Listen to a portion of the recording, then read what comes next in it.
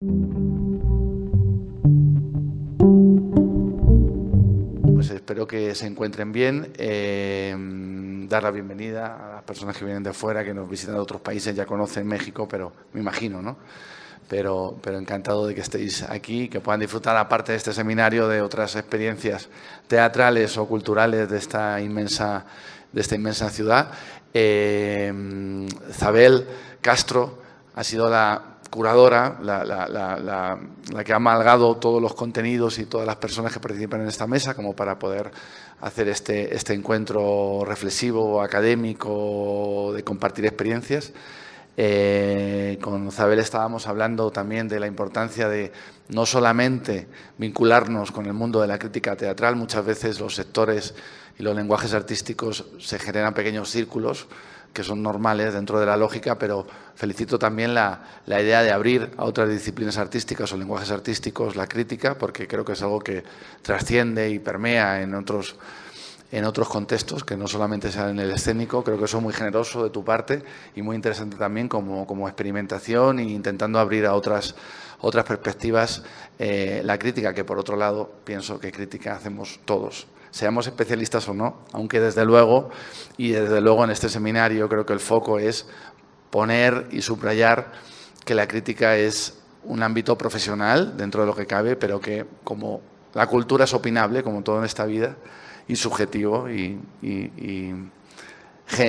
es importante generar un ámbito como para reflexionar por qué, cómo, cuándo, estrategias, por qué lo hacemos, como contenidos que se van a ver estos días en este seminario y que espero que lo disfruten y que salgan con más preguntas de las que tienen ahora en sus cabezas y con muchas más reflexiones. Así que bienvenidos, un aplauso para ellos y paso la voz a Zabel para que nos cuente un poquito más de la generación de este seminario.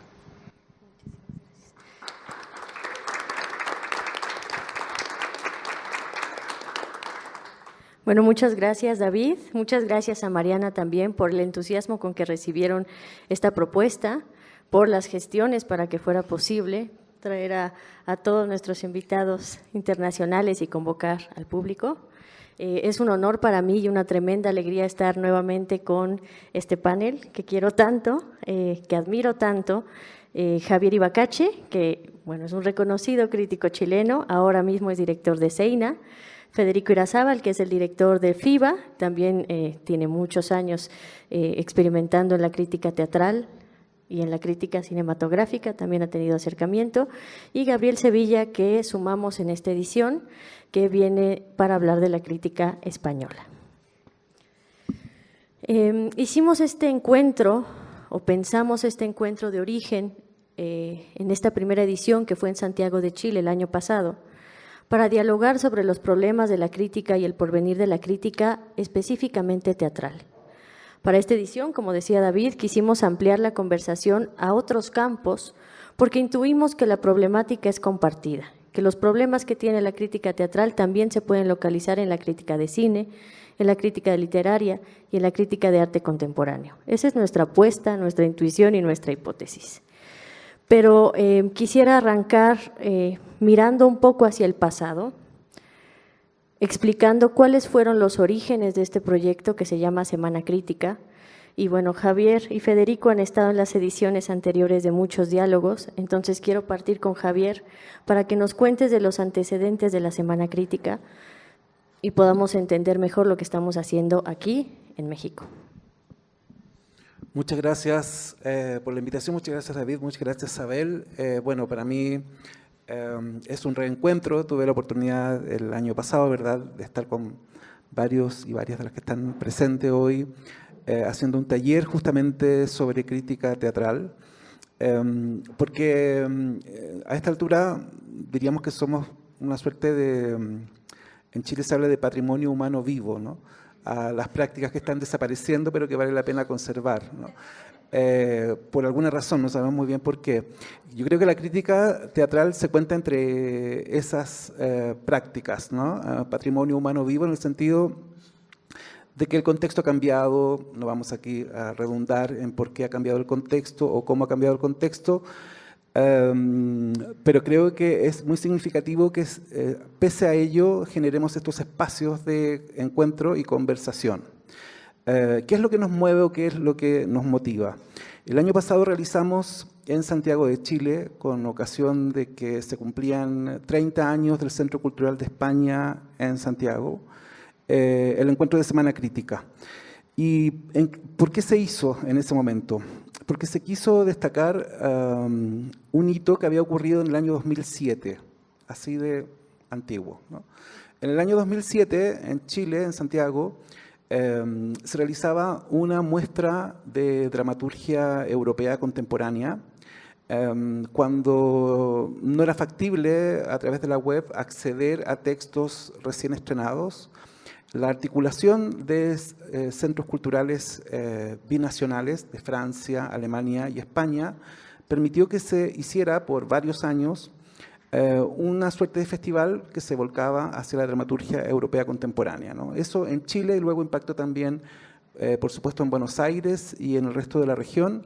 Permitió que muchos autores y autoras que estaban escribiendo y estrenando en sus países fueran conocidos.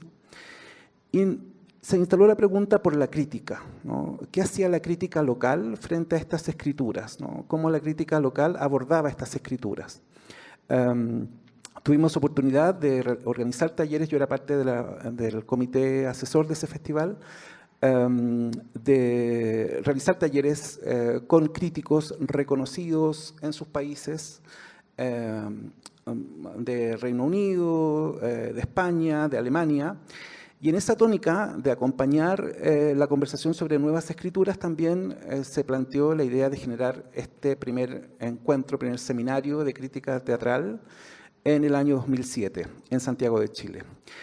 Fue bastante inspirador por una parte, pero también evidenció los contrastes entre lo que significaba hacer crítica en América Latina y en Europa, ¿no?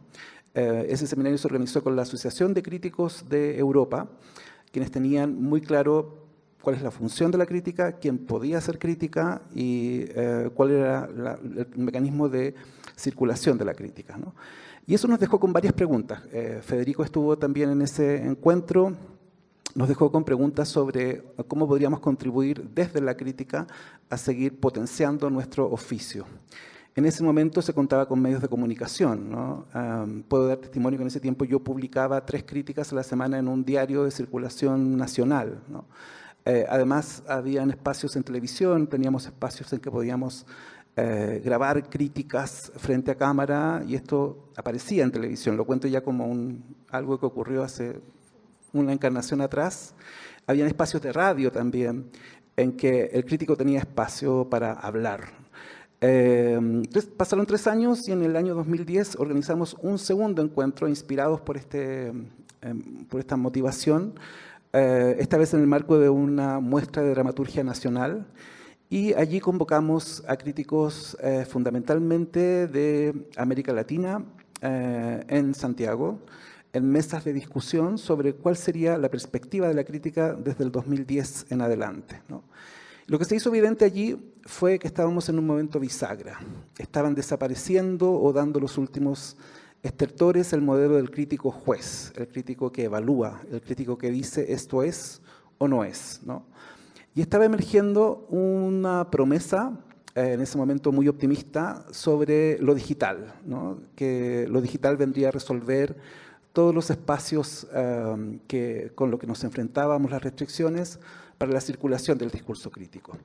Y ese seminario dio pie a una discusión sobre la dramaturgia, dio pie a la discusión sobre la crítica, el futuro de la crítica. Fuimos muy optimistas, creímos mucho en las posibilidades que se articulaban y de allí surgieron ideas como los jóvenes críticos en América Latina, que se comenzaron a hacer en varios países, esta idea de integrar a jóvenes en la práctica de la crítica, y también el impulso a lo digital, ¿no? Junto con las redes sociales. Pero pasó un tiempo, pasaron 13 años, y en el 2023, después de la pandemia, después de los confinamientos y todo lo que sabemos, nos volvimos a preguntar entonces qué había pasado con la crítica. Y en el año 2023, gracias a la alianza esta vez del Centro Cultural de España con sede en Ciudad de México, también SUPAR con sede en Buenos Aires y con sede en Santiago, recuperamos la conversación. Esto es bien importante, ¿no? Porque es bien inusual, ¿no? Lograr que 3 organizaciones, instituciones, cada una con una agenda, cada una con un contexto, puedan abrirse a la posibilidad de contribuir a un diálogo que es acotado, que es de un campo, ¿verdad? Pero creo que fue nutritivo en cuanto pudimos efectivamente constatar que era necesario. Porque en el año 2023 ya la promesa de lo digital habíamos visto hasta dónde había llegado, las frustraciones que había generado. Vimos cómo había desaparecido ya definitivamente quizá la idea del crítico juez, que se había instalado la idea de la subjetividad radical, ¿verdad? En donde la crítica la puede hacer, todos somos críticos, ¿verdad? Y donde las plataformas digitales modelan incluso el discurso crítico. Por cierto, en el año 2023, con la amenaza creciente de los sistemas generativos de inteligencia artificial, que también desplazarían quizá el discurso crítico. Y eso fue el telón de fondo del encuentro que hicimos el año pasado en Santiago de Chile. Fue una conversación, yo diría, bastante doméstica, en el sentido que éramos todos muy cercanos. Pudimos revisar el estado de la crítica pospandémica, hacernos algunas preguntas, especular con otros futuros posibles para la crítica, pero también creo que asistimos a una suerte de funeral de ciertas discusiones, que ojalá ya no volvamos sobre ellas, que tiene que ver justamente con el ideario decimonónico de la crítica, ¿no? Ese ideario que nos persigue, ese ideario que es fundante, pero creo que emerge otro punto que se hace necesario, ¿no? Y quienes vienen especialmente de Buenos Aires coincidirán conmigo, y creo que de aquí, desde Ciudad de México también, quizá lo tendrán presente. Cuán necesario hoy es la práctica del pensamiento crítico, más allá de la crítica, ¿no?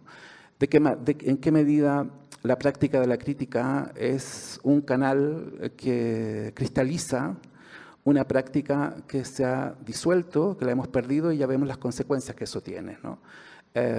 ¿Qué hacemos en una sociedad seducida por la imagen, seducida por un umbral de atención de no más de 15 segundos, una fragmentación del tiempo de comprensión con niveles de comprensión cada vez más débiles? ¿Qué hacemos frente a eso, no? Seguimos confiando en que lo que llamamos pensamiento crítico puede ser una alternativa posible. Y el pensamiento crítico hoy lo vemos como la capacidad de hacernos preguntas incómodas frente a los mecanismos del poder y frente a las disposiciones que instalan los discursos de poder, independiente de los contextos, ¿no? Hacer crítica teatral es también situarse frente a un poder, el poder de la representación que está alojado en quien está en la escena, ¿no? La práctica de la crítica teatral de fondo, en mi opinión, y es lo que he comprendido en estas conversaciones, tiene que ver con un oficio que oxigena la conversación, de las personas y que no se instituirá seguramente la difusión, ni será presa de la difusión, sino que viene a contribuir a abrir espacios de conversación. Sobre todo hoy se hacen más necesarios, no voy a contextualizar ni decir por qué, ¿verdad? Pero vivimos tiempos en que hacerse preguntas incómodas o que están fuera del guión que el poder de las instituciones requiere, se vuelve prioritario, ¿no? Y creo que este espacio de crítica teatral, reflexión de crítica teatral en el año 2024 puede contribuir a ese propósito.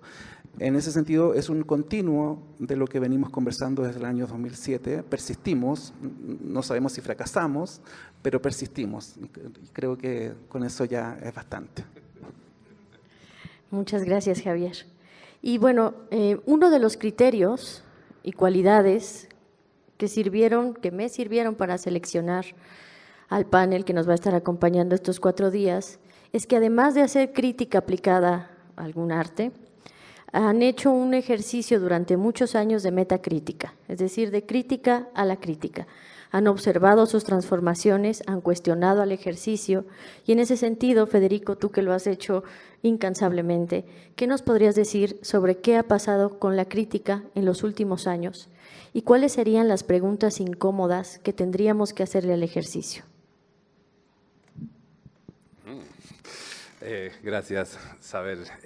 Bueno, en principio, mil gracias al Centro Cultural de España México por este recibimiento fabuloso y por esta posibilidad, ¿no?, de seguir pensando en este oficio o patrimonio humano vivo. Me encanta esto, me lo llevo, pero de un modo, porque me permite meterme dentro de la jaulita y es muy bueno, es un espacio de refugio. Digo, soy un ser de museo y me gusta exhibirme como un ser de museo en ese patrimonio, tratando de rescatar algo, es decir, tratando de rescatar algún tipo de oficio de lo decimonónico. Yo creo que Javier, cuando hacía esta historia de la Semana de la Crítica, que arranca, como bien decía, ya en el año 2007, con varios países europeos y varios países latinoamericanos, nos permitió empezar a entender que había algo que había ocurrido en los albores del siglo XXI que se había fundado, y esto es una verdad de perogrullo, pero que en aquel momento para todos nosotros fue muy revelador, que se había fundado una nueva subjetividad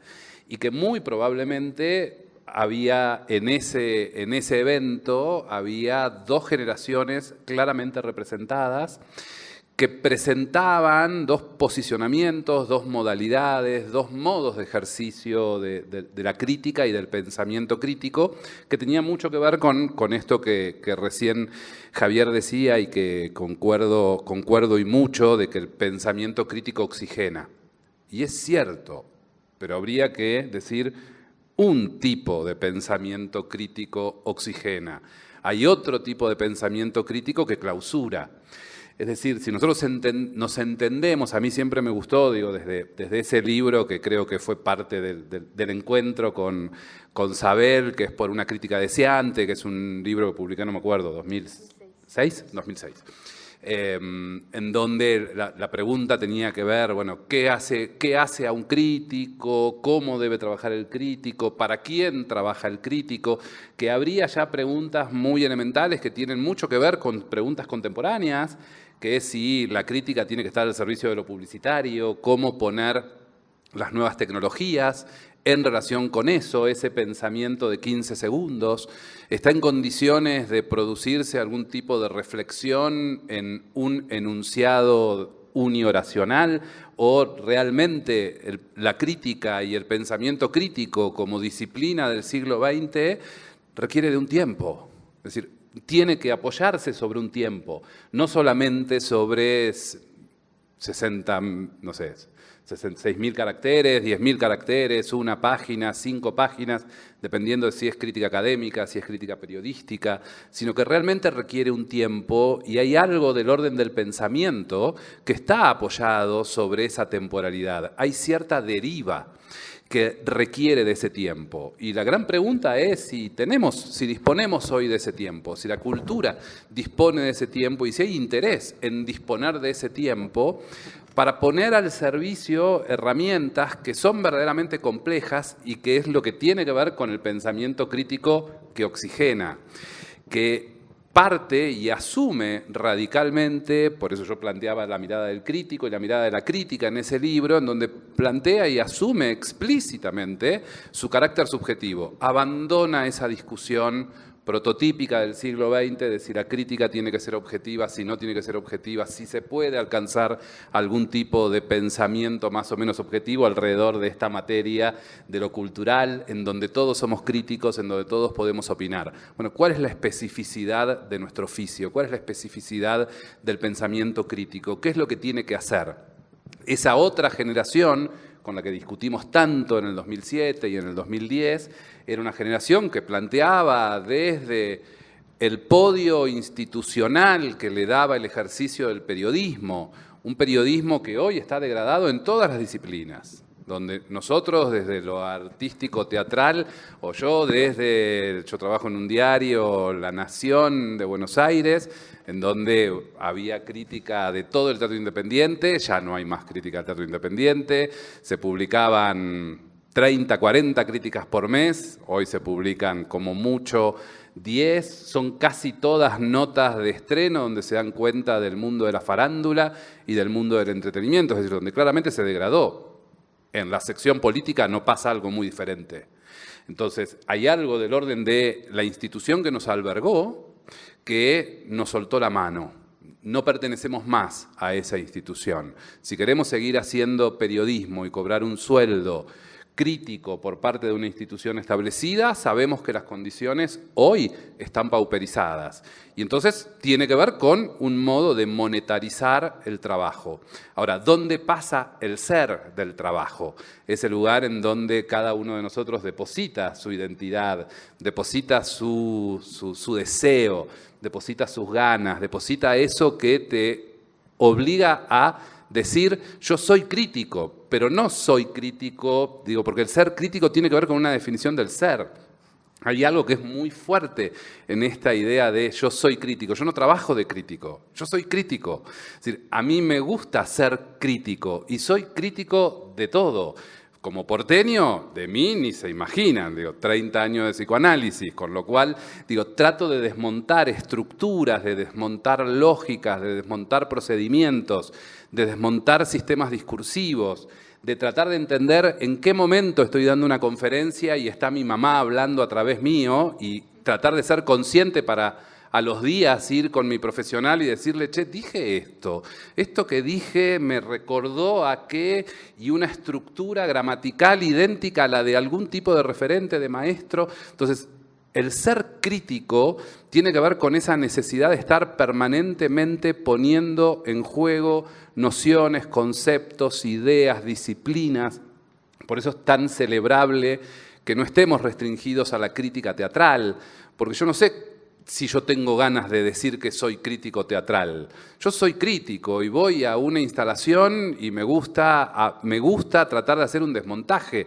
Tal vez es cierto que en mi formación académica específica tengo una formación específica en artes escénicas o en cine, ambas. Pero ese juego me interesa llevarlo a otras disciplinas. Conozco mucho menos de música, pero me interesa tratar de entender cómo funciona el lenguaje musical, porque me interesa entender la problemática de lo sonoro y tratar de comprender cómo fueron ciertas hegemonías musicales en el siglo XX, cómo están siendo esas hegemonías en el siglo XXI, para tratar de producir diálogo. Es decir, yo creo que el ser crítico tiene que ver efectivamente con el diálogo.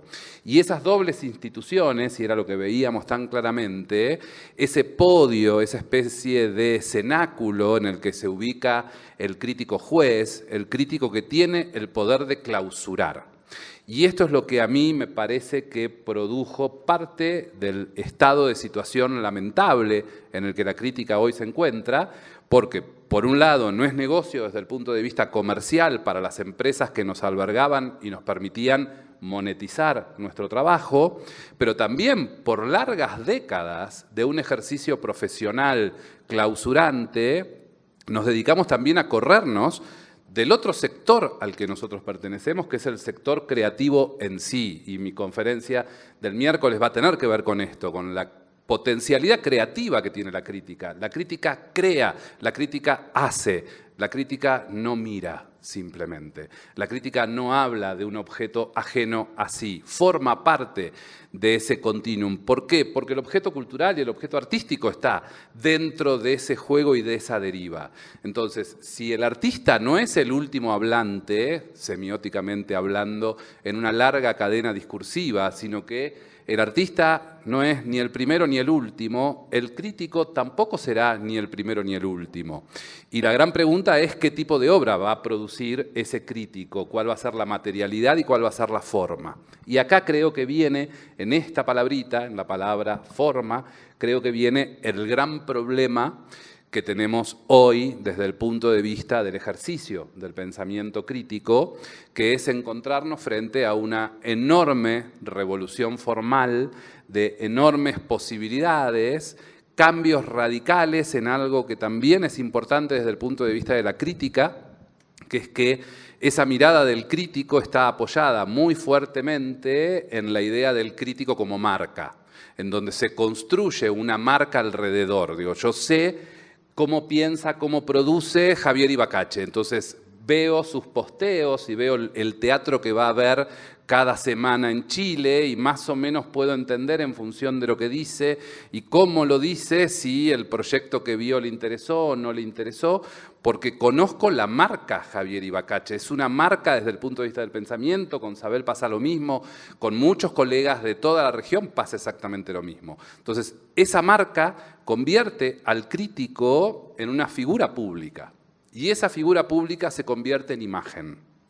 ¿Qué es lo que sucede desde el punto de vista de la imagen asociada al nombre, desde el punto de vista de la deconstrucción? ¿Y qué chances tenemos los críticos que nacimos en los finales del siglo XX de incorporar parte de esa formalidad que hoy requiere cierto tipo de estética, ciertas poéticas, ciertas lógicas discursivas a las que tal vez con las que tal vez no nos llevamos tan bien, que es construir un personaje público que tenga que ver con algo divertido, con algo cool, con algo que enganche, que produzca, hoy a la mañana desayunábamos y hablábamos de todo esto, ¿no? Que produzca conocimiento, porque no está desprendido de la práctica cognitiva. Hay otros modos de producir conocimiento.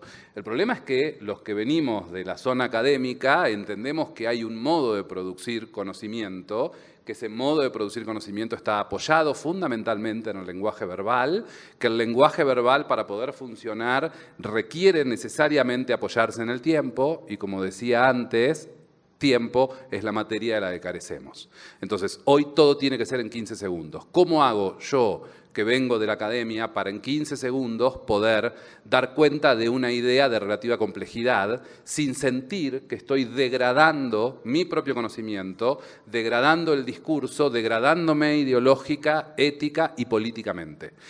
Y utilizo el verbo degradar porque efectivamente me sucede por, algo que también hablábamos hoy a la mañana, precisamente por caduco, precisamente por dinosaurio, precisamente por venir de una generación que está apoyada en otros conceptos.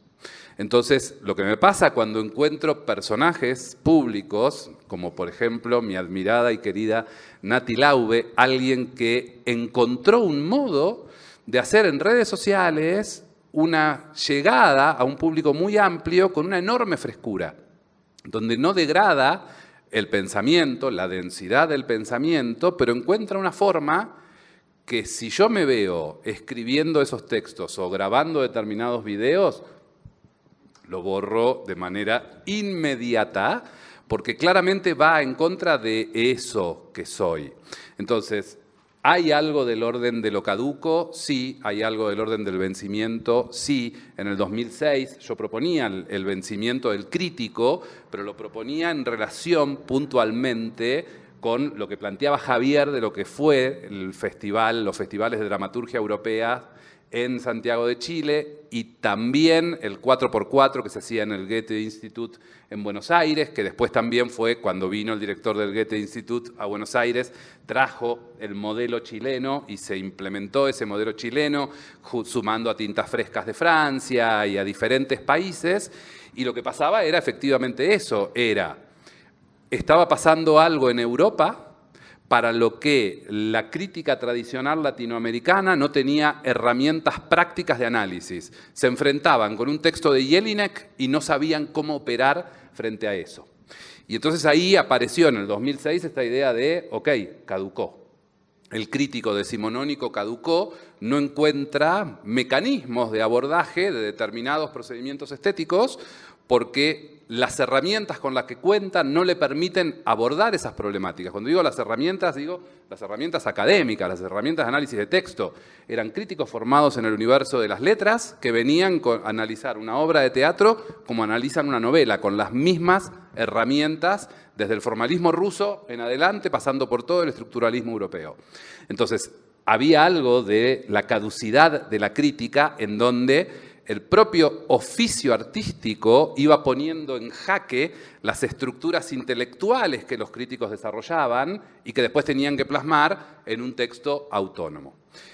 Desde ese lugar apareció la idea de la caducidad, tal vez intuyendo que había otra caducidad posible, que ya no tenía que ver con la relación con el discurso artístico y con el diálogo con el discurso artístico, sino con los mecanismos y las formas de circulación social del mundo del siglo XXI.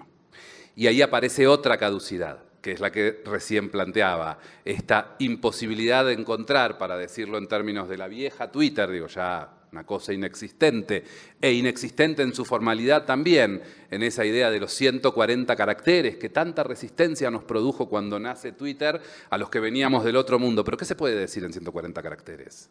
Es decir, esta es la muerte del pensamiento, esto es la muerte del pensamiento crítico. Entonces, bueno, después aparecen los hilos y entonces ya no son 140, sino son falsos 140. 140 te los multiplico por todos los que quiera y armo discursos presidenciales enteros. En Argentina tenemos historias alrededor de una presidenta que hablaba mucho y que tenía un muy fuerte discurso, y los hilos eran para leer durante horas en Twitter, de a 140 caracteres. Y se peleaba con la presidenta de Chile de ese momento en Twitter, y eran todas discusiones intelectuales que uno sentía, está utilizando una herramienta, pero está utilizando la herramienta de manera errónea, porque está escribiendo un editorial de un viejo diario de papel en 140 caracteres que no le alcanza, y entonces lo multiplica por 100 para tener 14.000 caracteres posibles para poder emitir el discurso que necesita emitir.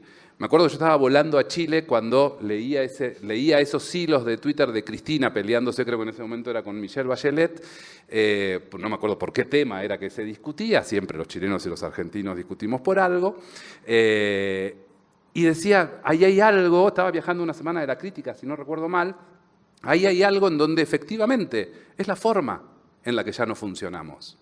No es solo que no estamos en condiciones de acompañar cierta evolución porque no alteramos las herramientas de análisis, sino que también el medio en el que tenemos que ejercerlo, que de por sí ya está desmonetarizado, porque de por sí formamos parte de un mundo en donde todos producimos contenidos gratuitos.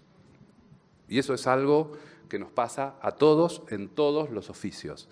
Nos hemos autoexplotado de una manera radical para generar contenidos al servicio de grandes empresas que son los que usufructúan con ese contenido. Y luego un porcentaje minúsculo, que desconozco de cuántos serán, en función de tener millones de seguidores, serán los que están en condiciones de monetarizar algo de todo eso. Pero que donde esos pocos, ese poco porcentaje puede monetarizarlo por la cantidad de millones que producimos de manera gratuita contenido para que esas redes y esas empresas funcionen del modo en el que funcionan. Entonces, lo que efectivamente ocurre es que hay algo del orden de lo dinosaurico en la relación con la forma. ¿Tenemos la posibilidad, los sujetos que venimos del siglo XX, de pensar de ese modo? Por supuesto, hay quienes sí, hay quienes logran vencer las barreras del tiempo. Habemos otros que nos sentimos más cómodos con la idea del patrimonio humano vivo. Ahora, sobre esto que decías de convertirnos en marca, diseñar un personaje, yo veo que hay un riesgo, que es que nos volvemos quizá demasiado predecibles. Si yo pongo ahora mismo, le pido al ChatGPT que me escriba una crítica como Federico Irazábal, podría replicar muchas veces el estilo, o como Javier Ibacache, o como Gabriel Sevilla. Puede hacerlo.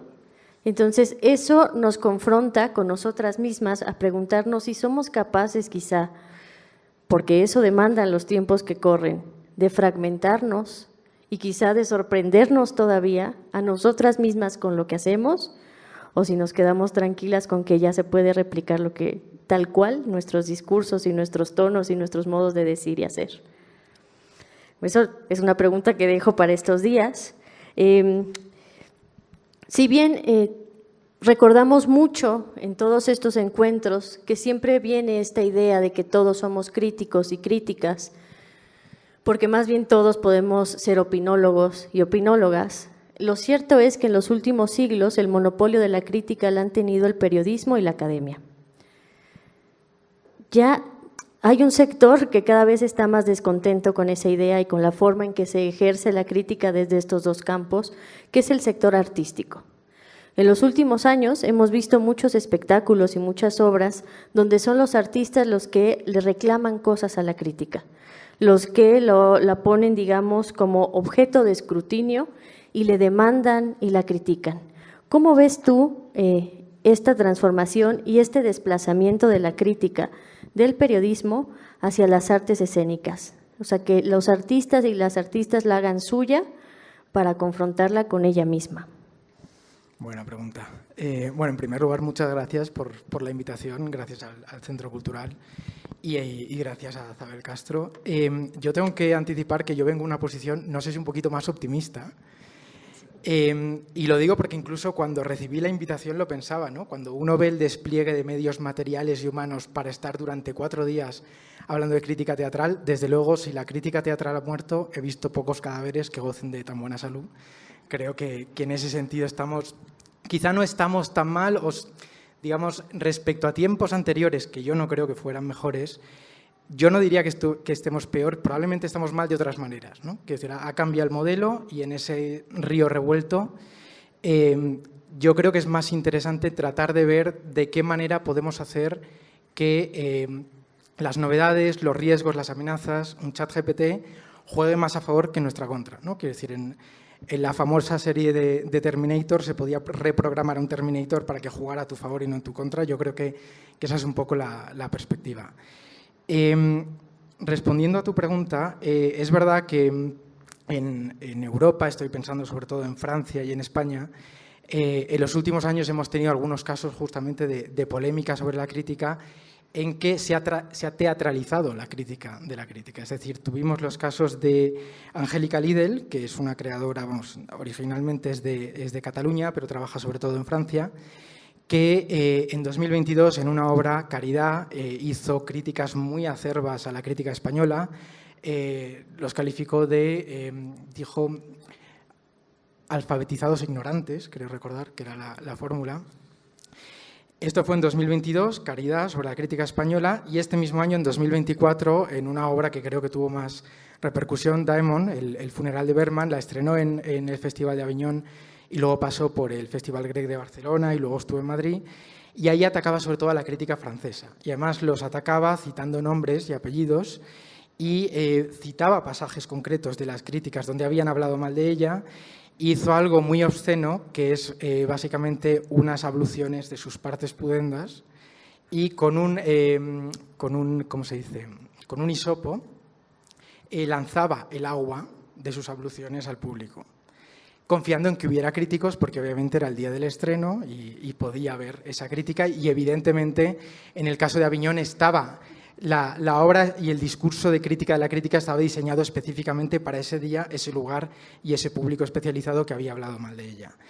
Bueno, a partir de ahí, en el caso concreto de Aviñón, yo creo que hubo más repercusión porque uno de los críticos, un crítico francés, Stéphane Capron, que escribe en Scène Web, se querelló contra Angélica Lidl y le exigió que retirara su nombre de la obra, cosa que tuvo que hacer por algo tan ingenuo, lo digo porque os hagáis una idea de lo que fue el debate. Angélica Lidl le hizo un chiste que en España sería de patio de escuela, en vez de Stéphane Capron le dijo Stéphane Cabrón por las malas críticas que había hecho. Quiero decir, era algo tan elemental como esto. Pero a partir de ahí es verdad que se generó por enésima vez un debate sobre la crítica de la crítica, sobre hasta qué punto la crítica es poderosa o la crítica es irrelevante. Y llegamos muy a menudo a la paradoja porque yo tengo la sensación, como crítico de teatro, de que muchas veces se hace de menos nuestra labor, muchas veces parece que no se nos lee o no vale la pena leerlos, pero dices, bueno, para lo poco que se nos lee o lo poco que vale la pena leernos, con una cierta recurrencia yo veo esas críticas de las críticas, ¿no?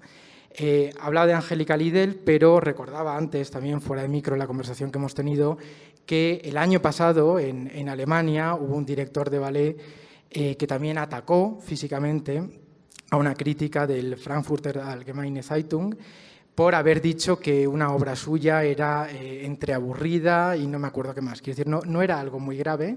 Y también hubo un ataque. En Cataluña el año pasado los críticos sufrimos el veto de una producción de un actor, director y productor teatral, Ángel Llàcer, que hacía una versión del musical de Mel Brooks, de Producers, Y Ángel Yacer estimó que como la crítica siempre hablábamos mal de él, lo cual ni siquiera es cierto, tiene críticas positivas y negativas, como siempre hablábamos mal de él, pues decía, bueno, esto es como alguien que invitarás a tu casa a cenar y después de que lo invites a cenar te critica la cena, con lo cual no lo vuelves a invitar más, ¿no? Y por esta vía también volvió a generar un debate en torno a la importancia que conceden los artistas o algunos artistas a la crítica. Claro, si a eso se van sumando otros casos de, por ejemplo, de lobbying. Yo recuerdo un crítico teatral en The Guardian, también el año pasado en el Fringe de Edimburgo, Mark Fisher, nada que ver con el autor de Realismo Capitalista, hablaba del lobbying que recibían los críticos, pero hasta el punto de que había habido una obra, The Leech Show, el show de la sanguijuela, que de hecho lo comentaré un poco en mi conferencia, donde se hablaba de cómo se trataba de seducir al crítico hablando de obras que se habían programado que podían estar al gusto del crítico por lo que había reseñado en obras anteriores. Quiero decir, cosas verdaderamente sofisticadas y rebuscadas. Entonces yo siempre tengo un poco esa misma sensación, que es que por un lado estamos haciendo un discurso como más pesimista de una profesión venida a menos, de una profesión poco leída, poco valorada, con poco espacio. Lo que decía Federico Irazábal a mí me recuerda mucho lo que decía ya Patrice Pavy en el diccionario de teatro en los años 90. Esto ya lo decía entonces. Pero al mismo tiempo yo veo una cierta sintomatología en esos vetos a la crítica, en esos insultos a la crítica, incluso en esos ataques físicos a la crítica e incluso últimamente en presencia de la crítica en la ficción. Quiero decir, ahora en 2023 se estrenó una película, The Critic, protagonizada por Ian McKellen, que se refiere a un crítico de cine, pero está basado en una novela que habla de un crítico de teatro. Y también ha habido un bestseller hace poco, un thriller, donde el supuesto detective que tenía que resolver el misterio era un crítico de teatro. Quiero decir, son azares que en sí mismos, cada uno aisladamente, podrían ser irrelevantes, podrían prestarse más al chismorreo y a la broma que otra cosa, pero yo creo que hay como un archipiélago de ejemplos que, de una manera muy sintomática, va dando a entender que se está volviendo a hablar mucho de la crítica. Y yo creo que eso tiene que ver con un cambio de modelo, creo que tiene que ver con un cambio de paradigma que, grosso modo, podemos situar entre finales del siglo XX y principios del siglo XXI, con todo lo que es la digitalización y la precarización aneja de la crítica, con toda esa web 2.0 en las redes sociales donde todo el mundo es potencialmente crítico de teatro, donde además se crea una crítica de la crítica, quiero decir, los que reseñamos recibimos comentarios a favor o en contra en los comentarios de un tuit o en los comentarios de un vídeo en YouTube o en cualquier otra red social. Y entonces, con esa explosión de crítica y de crítica de la crítica en 1001 formatos, yo sí que creo que estamos asistiendo a un cierto revival de lo que ha sido la crítica. Ahora bien, necesariamente eso ha de tener otras coordenadas y probablemente otras etiquetas y hasta debería ser una crítica con otros apellidos o quizá podríamos hablar de discursos que se acercan a lo que antes llamamos crítica y que merecen otros nombres o que son complementarios. No lo sé, quizás es uno de los grandes temas que tendríamos que hablar. Pero digamos que yo no soy tan pesimista en contra de lo que hubiera podido ser mi propia opinión hace unos años, porque yo por lo menos he pasado de una primera posición de rechazo frontal a esas novedades que muchas veces vienen llenas de mucho ruido, de mucho GIF, de mucho meme y de una brevedad que es casi un insulto a la inteligencia, y a veces cuando uno va rascando y buscando un poco más, se encuentra discursos de mayor interés. Y bueno, y de hecho, respecto a los encuentros anteriores que habéis tenido, yo incluso creo que hay, creo advertir una cierta evolución, ¿no? Yo no estuve presente el año pasado ni los anteriores. Desde luego, respecto al encuentro 2007, puedo decir que como crítico europeo no me alineo con esa asociación de críticos europeos que tenían tan claro lo que era la crítica. Yo tengo muchas más dudas que certezas. Quizá estaría yo más en la línea de aquel optimismo que habéis comentado en el encuentro de 2010 y respecto al año pasado, al encuentro en Santiago de Chile, en 2023, tengo que decir, bueno, en primer lugar que no estuve, pero he podido seguir los vídeos en YouTube. Esto se agradece infinitamente, que haya un archivo audiovisual de los encuentros, que quede un rastro y que se pueda volver sobre esas conversaciones, porque creo que eso es lo que crea una masa crítica y una memoria de los debates.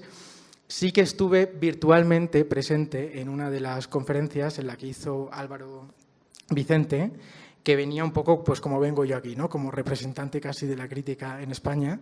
Y Álvaro Vicente había hecho un par de preguntas a los críticos, a distintos críticos, sobre todo de Barcelona y de Madrid. Y recuerdo que cuando leyó las respuestas que yo le había dado, ya no recuerdo muy bien la pregunta, dijo, bueno, pero Gabriel probablemente es de los más optimistas, ¿no? A mí esto tengo que reconocer que me inquietó, porque yo me suelo considerar más pesimista y pensé, bueno, si yo soy el optimista, ¿cómo será el statu quo general para que el optimista sea yo, ¿no? Luego, viendo los vídeos, vi que había habido un poco, como decimos en España, la de cal y la de arena, ¿no? Había habido un poco sonrisas y lágrimas. No sé si era un optimismo triste o un pesimismo alegre, pero estábamos ahí en un híbrido, que es la posición que yo tengo sobre la crítica. Y lo que decía, creo que hay una continuidad que se advierte y que es muy constructiva y muy valiosa respecto a encuentros anteriores, porque yo recordaba, por ejemplo, el año pasado, Sebastián Pérez, en un momento, habló de un concepto que a mí me interesa mucho, que es el sampleo cultural, la posibilidad de que la crítica de teatro dialogue con una crítica de cine, crítica de música, incluso que hable de cuestiones más generales, y este año es exactamente lo que se ha hecho, se ha abierto el foco, ¿no? Otra de las preguntas que yo me hacía escuchando las conferencias del año pasado, la de Federico Irazábal sobre curaduría, creo recordar, una de las preguntas a quemarropa que se lanzaban es ¿para quién escribimos, para quién habla la crítica? Y veo que este año es también uno de los temas que se plantea. Y luego el tema de nuevos formatos digitales e inteligencia artificial, yo también creo que es uno de los temas fundamentales. No desarrollaré ahora aquí porque entiendo que tenemos una mesa distinta al respecto, pero lo que quiero decir con todo esto es que mi optimismo no es un optimismo ciego o imprudente que se basa en una especie de canto o de tecnolatría por la cual las nuevas tecnologías vendrían a solucionar los viejos problemas de la crítica, pero sí que creo que verdaderamente a poco que uno vaya explorando, a poco que uno vaya indagando en esos formatos, sí que se va pudiendo discernir un poco el grano de la paja, sí que se encuentran formatos y discursos valiosos de críticos y de influencers, youtubers, tiktokers más jóvenes, quiero decir que creo que hay de todo. Y en ese sentido, vuelvo al principio, yo creo que el hecho de que nos estemos encontrando hoy aquí, el hecho de que le dediquemos 4 días, que haya un encuentro internacional de estas características, a mí, aunque sea prudencialmente, me invita más al optimismo que al pesimismo. Bueno, pues creo que en este primer día conviene que nos sumemos a ese optimismo crítico y que celebremos que la crítica siga generando polémica, siga generando debate. Y bueno, ahora toca que ustedes, si tienen alguna pregunta, tomen la palabra y complementen, digamos, esta discusión. Abrimos el micrófono para el público. Quien quiera participar, por favor, levante la mano. Hola, muchas gracias por la palabra y todo. Bueno, nada más como cosa como complementando y rompiendo el silencio que era enorme, pero que también venía reflexionando y a partir también del por qué estamos aquí, ¿no? O sea, que se comentaba de darnos un tiempo para hablar acerca también de lo que es la crítica hoy en día y que lo comparto también porque justo las razones por las cuales yo comentaba en mi semblanza y razones por las cuales quería asistir aquí, pues era porque yo soy recién egresado de una carrera de teatro y al mismo tiempo justo como eso, dentro de los talleres que yo tomé dentro de la carrera, pues enseñan lo que es la crítica teatral desde diferentes vertientes, pero al mismo tiempo cómo es el panorama real en donde yo veo que la crítica muchas veces, no en mi escuela o en las clases, pero que sí se lleva a partir de la espectacularidad y no justamente de abordar ese pensamiento crítico. Y creo que aplaudo mucho que estemos en este espacio acerca de abordar justamente ese tiempo de pensar, esa oportunidad de generar ese pensamiento crítico y que eso nos lo llevemos a ejecutarlo posteriormente, tanto en lo individual, tanto en lo colectivo, para generar esta conversación que se comenta que está teniendo. Así que pues nada, estoy emocionado por ver también lo que vamos a ver en esta semana. Gracias. Muchas gracias.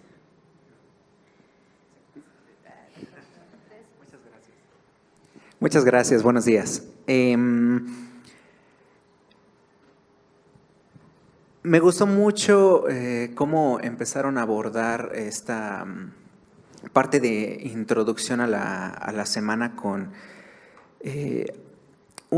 Retomo un comentario, ¿no? Justo que el pensamiento crítico puede ser tanto oxígeno como destrucción total, ¿no? Y de ahí este tema de la imagen de la marca, este tema del collage que puedes hacer de crítica, como que todo esto me lleva a pensar en que, al menos como lo noto,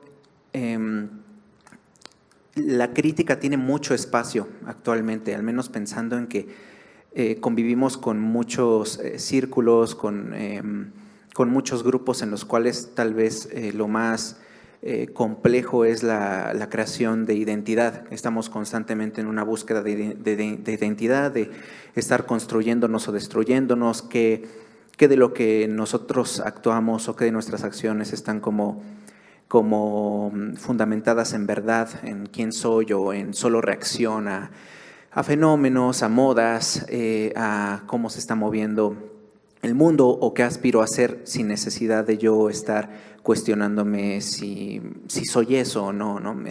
Justo retomo, por ejemplo, esta primera idea, ¿no? del pensamiento crítico como ambas posibilidades, claro, ¿no? Pensando en el respeto a una persona, a quien es, a su voluntad. Si tú eres una persona crítica de esta otredad, siempre puedes decir, ok, si comprendo esta otredad, puedo hacer lo que esta otredad necesita para desenvolverse, crecer, ¿no? O ya conociendo esta otredad, conozco sus debilidades, sus vulnerabilidades, puedo intentar atacar, puedo intentar destruir, como que esas dos facetas del conocimiento de identidad, claro que tiene el pensamiento crítico. Yo me quedo pensando mucho en, ok, si nosotros al estar, nosotros, ¿no? Al estar viendo estos mecanismos de poder en escenario, el poder yo lo noto siempre. En todas las cosas que observo está. La cosa es cómo se ejerce. Y en el cómo se ejerce, a partir de cómo me conozco a mí mismo, puedo tener una postura. Y quisiera preguntarles a ustedes cómo han notado que su proceso de construcción o de construcción de identidad ha transformado su manera de hacer crítica o ha transformado su marca.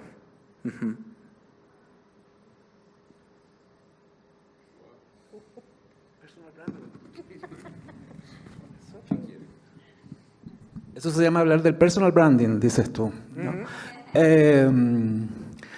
Yo creo, no sé si voy a responder a la pregunta, pero a medida que escuchaba las intervenciones, hay una coincidencia significativa y las coincidencias significativas siempre están hablando de algo más.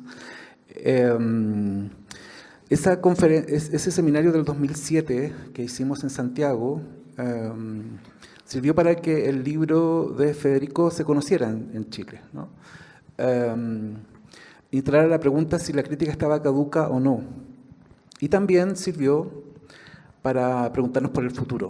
Y en el 2007, coincidentemente, es el año en que cuando uno estudia la historiografía de Internet, es un año muy significativo.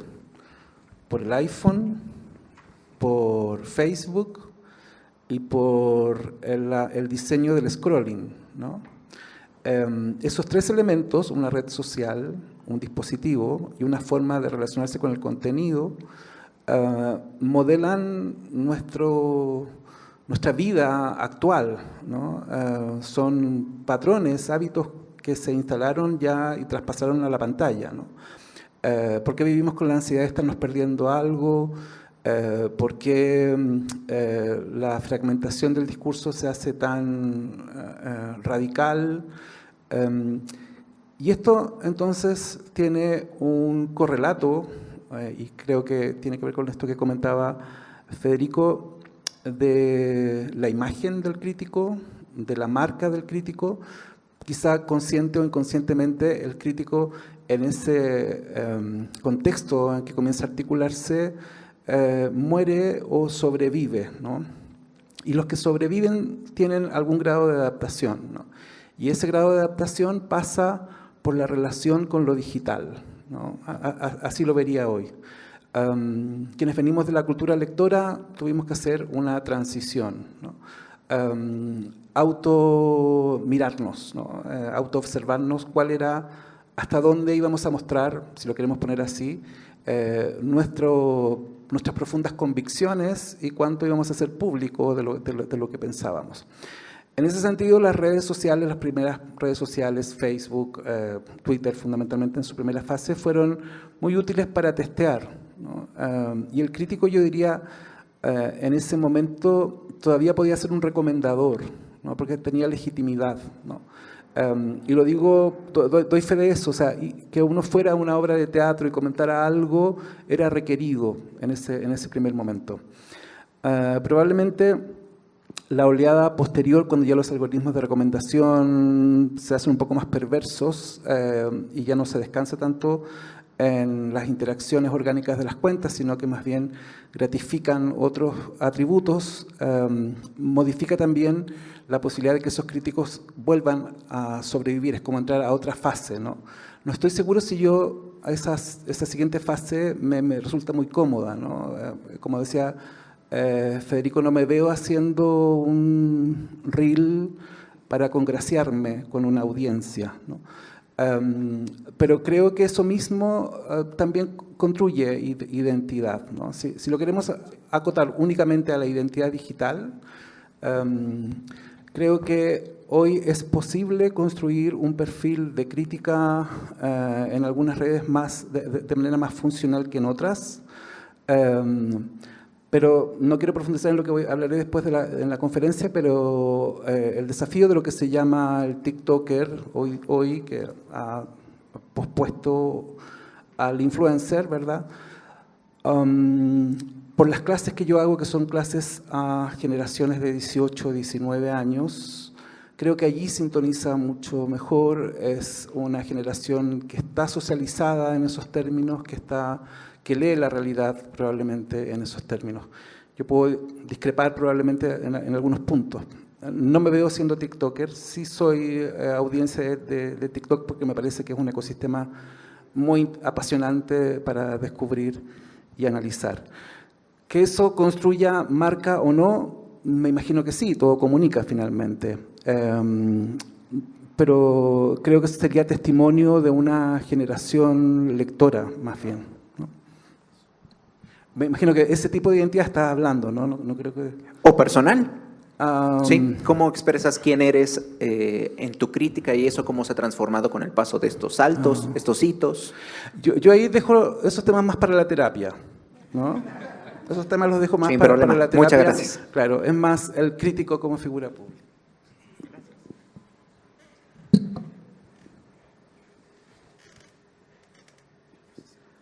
Hola, ¿qué tal? Buen día, soy Héctor Lomelí. A mí me dejó resonando lo que decía Federico sobre las herramientas analíticas latinoamericanas frente a los productos europeos, en este caso la dramaturgia, ¿no?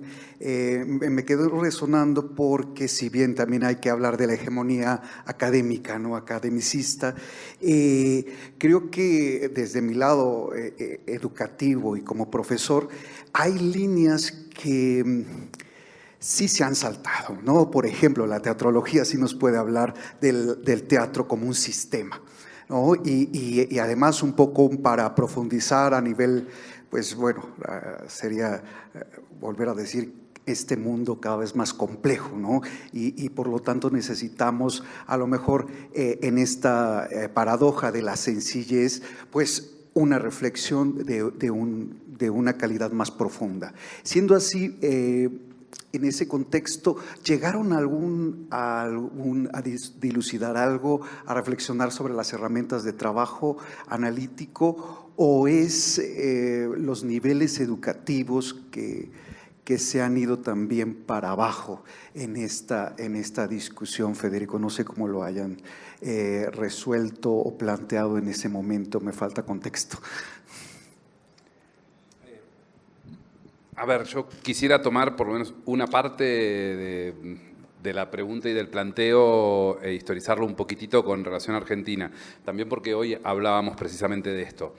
Si nosotros miramos el desarrollo de la crítica teatral en la Argentina y puntualmente lo asentamos en los nombres, ¿no? Es decir, en los nombres que fueron llevando adelante esa práctica y buscas la formación, en su gran mayoría esos críticos provienen del universo de las letras. Las herramientas de análisis tienen que ver con lo literario y eso llevaba a un borramiento absoluto en el texto crítico, luego, de todo lo que es la singularidad y la especificidad de lo escénico en sí mismo. Ocurrió con el cine, uno de los grandes críticos de cine de Argentina es graduado en letras, uno de los grandes críticos de teatro, a quien yo no respeto, pero no importa, es un tema personal, de Argentina también es graduado en letras y tienen esa formación. En la historia académica de Argentina, que está muy atravesada obviamente por la dictadura y por el salto a la democracia, hasta la dictadura, la Facultad de Filosofía y Letras, por supuesto, absolutamente controlada y perseguida por el gobierno dictatorial, tenía la vieja carrera de Historia de Bellas Artes, donde ahí se formaban, era o Historia de Bellas Artes o Historia o Letras. Eran básicamente las dos disciplinas. Con la recuperación de la democracia apareció la especificidad de la crítica, de eso que hoy se llama teatrología, que en aquel entonces no se llamaba de ese modo, y que ya tenía que ver con formar críticos específicos, de los cuales yo soy la segunda generación de graduados.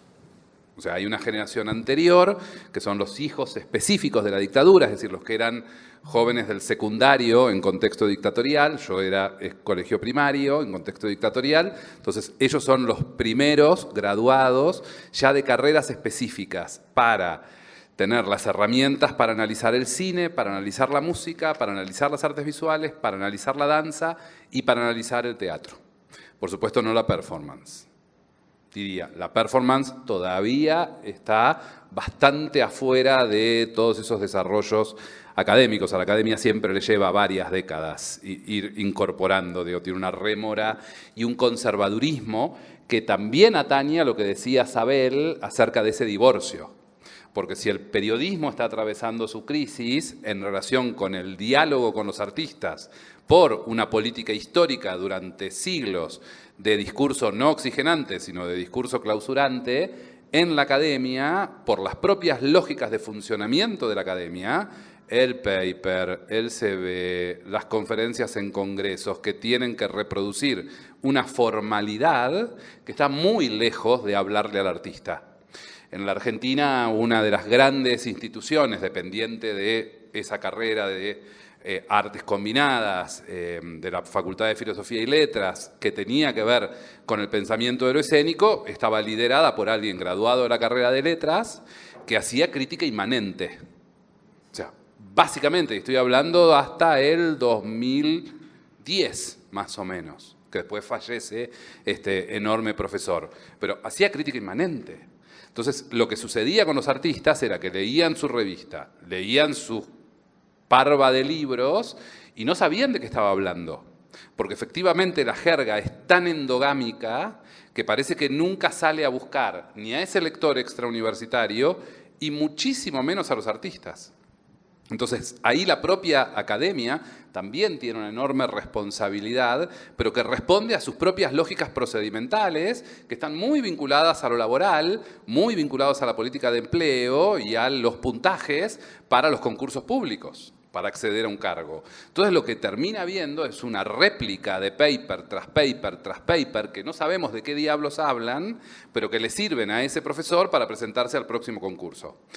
Y que poco dice de lo que está sucediendo en el campo específico, porque no habla para ese campo específico, habla para el campo endogámico de la academia. Eso es algo que algunas facultades que vienen más con la formación en artes y que tienen la mirada más en lo artístico que en la alta tradición académica, como puede ser la UBA, la UNAM, la Universidad Católica de Chile o tantas otras, que tal vez se miran en su propia historia y entonces no logran quebrar esta inercia, que las facultades más nuevas, más vinculadas con el pensamiento artístico y que forman artistas, no sé, esa carrera de teatro de la que hablabas anteriormente con relación al pensamiento crítico, qué tipo de carrera es, pero digo, donde hay algo en donde la UNA, por ejemplo, la Universidad Nacional de las Artes de Argentina, tiene una capacidad de diálogo con el sector que es infinitamente mayor que la capacidad de diálogo que tenía mi carrera de la UBA, porque mi carrera de la UBA se hablaba a sí misma.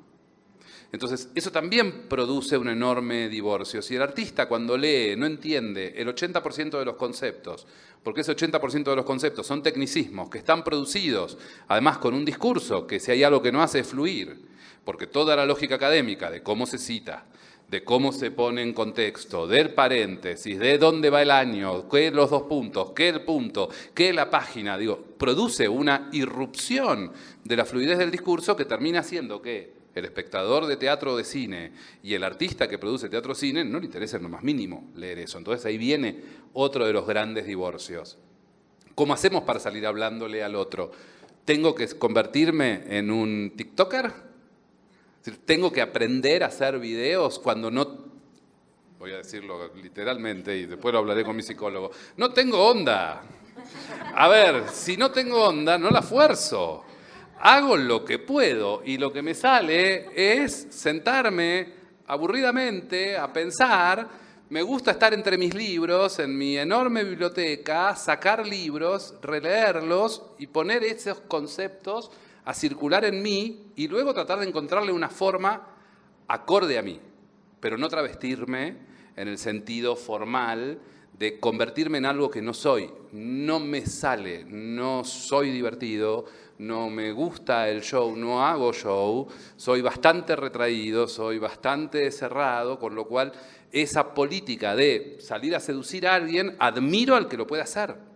Y por eso planteaba, digo, no haces video, pero en tus textos, pero en los textos que propones y que publicás, hay una enorme frescura y una capacidad de circulación. Yo no publico nada en redes que tienen que ver con mi pensamiento. Como diría Javier, lo resuelvo con mi psicoanalista, pero lo que las uso como difusión de lo que hago. Ahora, ¿dónde está mi ser? Está en cada programación del FIBA, en cada programación del festival, está en cada edición de la revista Funámbulos. Ahí estoy yo. O sea, cuando decido y cuando converso con el equipo, bueno, ¿qué vamos a hacer este año? ¿De qué vamos a hablar? ¿Qué tipo de teatro vamos a construir? ¿Como programación de un festival internacional o como tema de una revista de teatro independiente? Ahí es donde estoy poniendo mi pensamiento y tratando de encontrarle formas que den cuenta de eso, pero buscando una comunicación hacia afuera. Nunca una comunicación endogámica. Mi problema son ciertas formalidades contemporáneas que no me fluyen. Entonces, ahí es donde esa identidad que fui construyendo, hoy soy víctima de esa identidad que construí.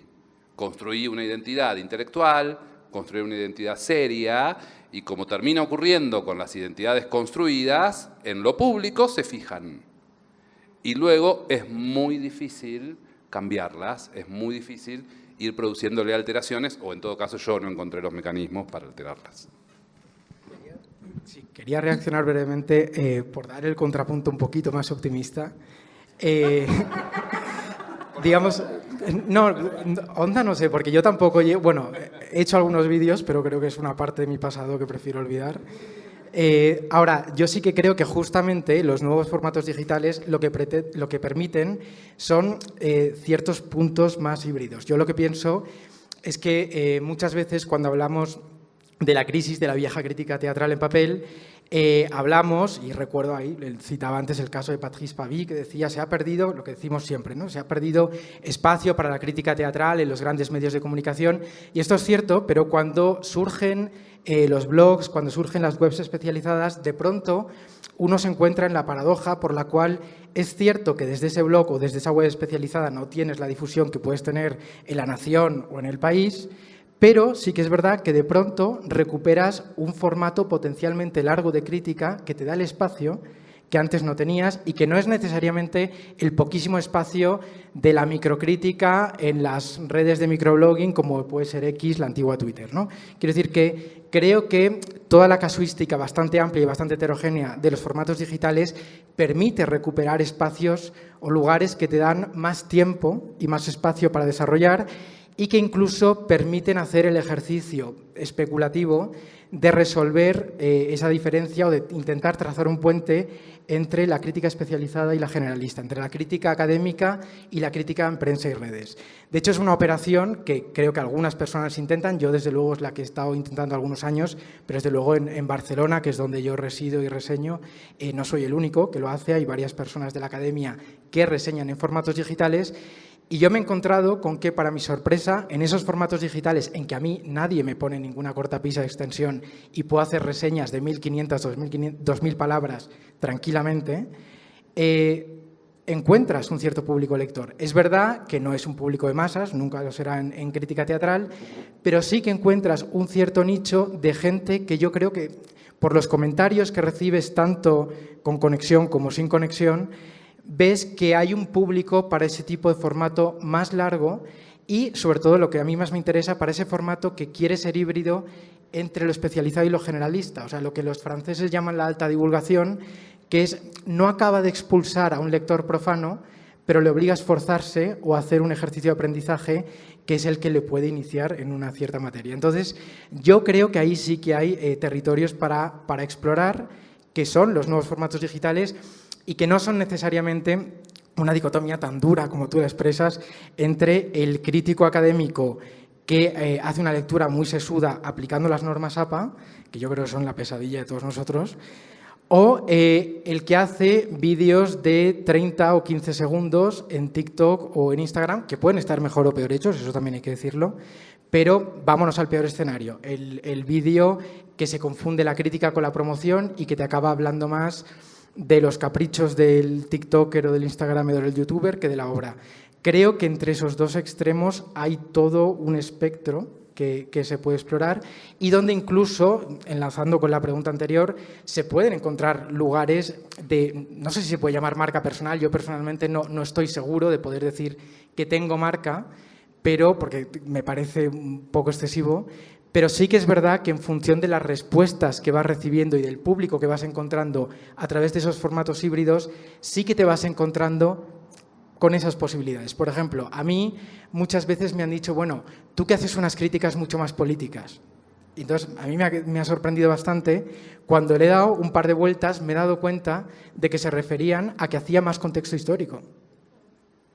Tan sorprendente para mí como esto. Es verdad que en un sentido estricto historizar es politizar, yo eso no lo niego ni lo impugno, pero te sorprende por las respuestas que recibes cómo eres percibido. Y al ver cómo eres percibido, muchas veces puedes situar o nombrar o etiquetar mejor alguno de esos lugares del amplio espectro entre lo divulgativo y lo especializado, que yo creo que es nuestro campo de batalla. Es decir, yo no me iré al meme y al GIF, pero tampoco me quedaría encerrado en la academia. Y de hecho, creo que este mismo encuentro navega entre esas dos aguas. Yo antes de venir lo pensaba muchas veces, digo, ¿voy a un encuentro más académico, voy a un encuentro más periodístico o voy a un encuentro que quiere ser el encuentro entre lo académico y lo periodístico? Yo creo que es en esos matices donde tenemos que explorar. Y en cualquier caso, programando yo creo que se puede tener mucha onda, tampoco seamos tan pesimistas. Pues hemos llegado al límite de tiempo para esta charla, para darle un poco de tiempo a Javier para que se prepare para su conferencia. Seguiremos charlando estos días para quienes se hayan quedado con sus preguntas. Nos vemos aquí 12:30 en unos minutos, en 3 minutos, para la conferencia de Javier Ibacache.